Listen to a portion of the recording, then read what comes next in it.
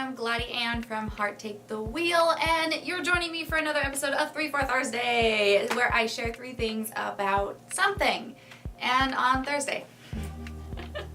In this episode, I'm going to be asking you 3 questions about your gram. So this is, okay, hold on. There is like a hair on my glasses. What is happening? I can't even, okay.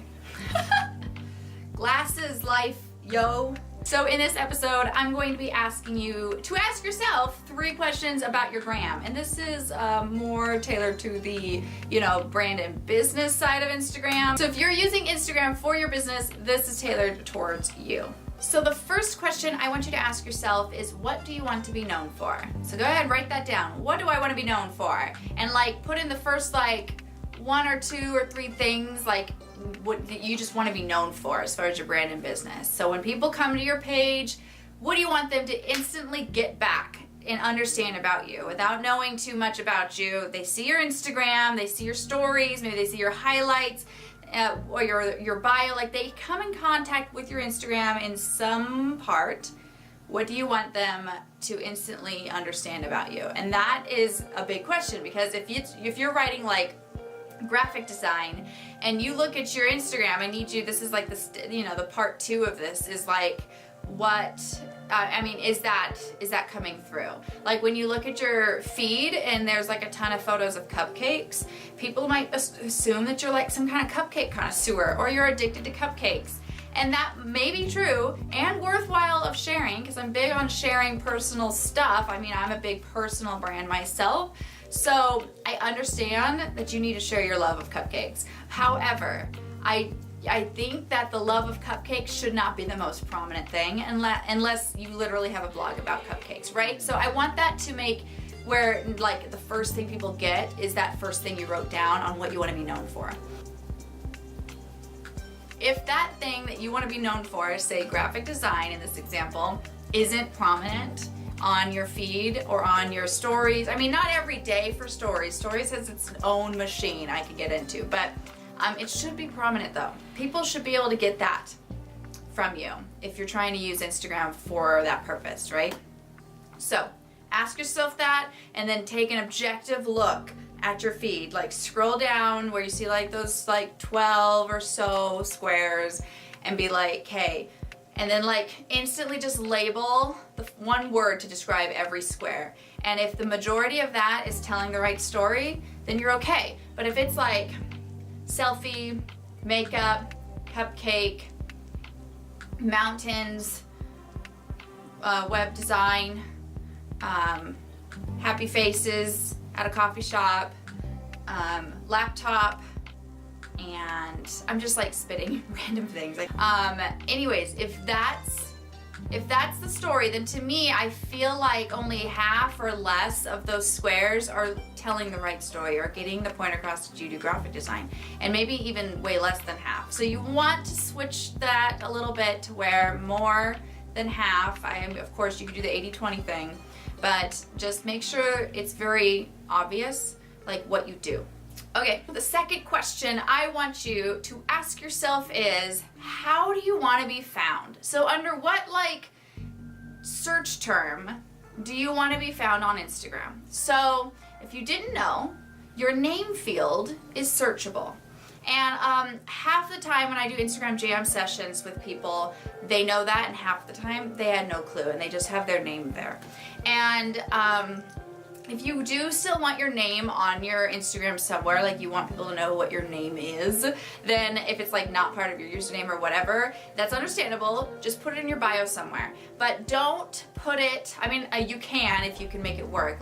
You could be Gladdy, your personal trainer, or you could be Gladdy, your graphic designer, and that could be your name in the name field. When you go to hit edit profile, there is a section where you put your name. And if you don't know better, no shame there, you put your actual name, right? You put the name that you want people to know you by. But that field right there is searchable on Instagram. So if someone is searching, of course, there's an algorithm within the searching stuff, because Instagram equals algorithms. But if you are searching for a graphic designer, we're going to continue going with that, then you are not going to find Gladdy, right? I'm not a graphic designer, but if that were the case, then if I just put Gladys as my name in the name field, then graphic designer, it's not, people aren't searching for Gladys when they're searching for a product photographer. They're not searching for your name probably when they're searching for whatever it is that you do or provide or sell. It's likely not the case. Whenever they don't know you, of course. Now, of course, family and friends, they might search you by your name and stuff, but that's a whole nother can of worms. You want the people who are looking for what you do, sell, provide, or whatever it is that you are here for, purpose-wise as far as brand and business. You want those people who are looking for you, who are looking for what you do, not exactly you, but what you do, then you want them to be able to find you. That's important, right? Is finding new audience members. And that is one of the ways that you can be found, is your name field. Now, sidebar, I'm not talking about your username. So my username, for example, is Heart Take the Wheel. Nobody's searching for that. I'm well aware that my username on Instagram is not doing me any marketing favors, but I knew that going in, because my name has a personal connection to me. There's a backstory to it, and I prefer and I'm in love with that more than I'm in love with being found by my username. And I'm okay with that. So that means I have to work twice as hard. So if you're in the same boat, you might have a username on Instagram that is not really going to help you get found for what it is that you do. Like, it's not so-and-so photographer, or it's not graphic design something or whatever. So if your name is like mine and not exactly connected in any way, word-wise, to what you do, you have to work twice as hard like I do. So make sure that your name field, not your username, but your name field in your profile includes how you want to be found. That searchable term that you want to be found for. If it's a fitness trainer, or if it's a blogger, if it's a copywriter, if it's a photographer, get into the mind of, okay, potential clients going to look for a photographer, right? But they're going to look for a graphic designer. They're going to look for a copywriter. They're going to look for a virtual assistant. They might look for VA. You might be able to use both of those terms. So consider the searchable word, that big keyword. There's a lot of things you want to be found and known for, I understand that, but find the main primary one and really just hone in on that and put that in your name field. And the final question I want you to ask yourself about your Instagram is, what's the destination? So unless Instagram is your destination, which I don't really recommend, you should be kind of taking people on a tour, right? That's what Instagram in my book is. It's like a magazine. It's a guidebook to a destination, right? It's giving you all the backstory and the tips and tricks and the insider information of how to really best take advantage of this place that you're going to go to. Or, think of it as a guidebook. In real life, you're going to go visit like some national monument or whatever, and you get a guidebook that tells you backstory, gives you insider information and tips about hiking a trail, or so tips about using your services, or tips about hiring you for this, or gives you options. And so just consider Instagram as a guidebook to what it is that you do. Help people go down that path. So what's your final destination is the main question here. Where do you want people to go? Because Instagram should not be your dead end stop. I mean, it can be. If that's your jam, go for it. But maybe you're using Instagram to really promote your coffee shop. So tagging your coffee shop location is a great thing to do. Talking about your actual location, making sure people know to come on in, like using Instagram as a voice, as a message to tell people, hey, this is a coffee shop, you should come check it out.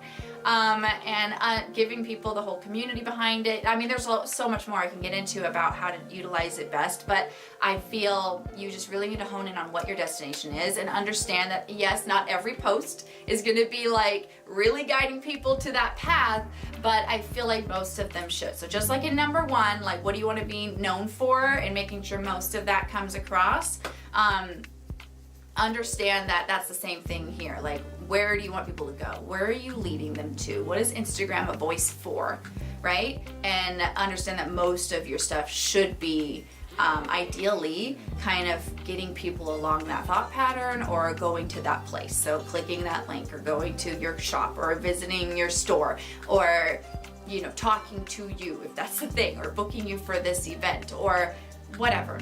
So consider the final destination and understand that your final destination can change. Might have rambled, probably, likely too much. Definitely. Those are the 3 questions I want you to ask yourself about your Instagram. I'll wrap them up here for you. 1, what do you want to be known for? Okay? And is that coming across on your Instagram? 2, how do you want to be found? Like, what's that prominent searchable word, keyword, or phrase or title that you want people to search on Instagram and be able to find you? Okay, make sure that's in your name field somewhere. And then 3, what is the final destination? What are you using Instagram for? What story, what path are you trying to tell and lead people and guide people through? And making sure that most of your gram is getting people there. Those are my 3 questions for you. That's my 3 for Thursday, and I will see you in the next video. Bye!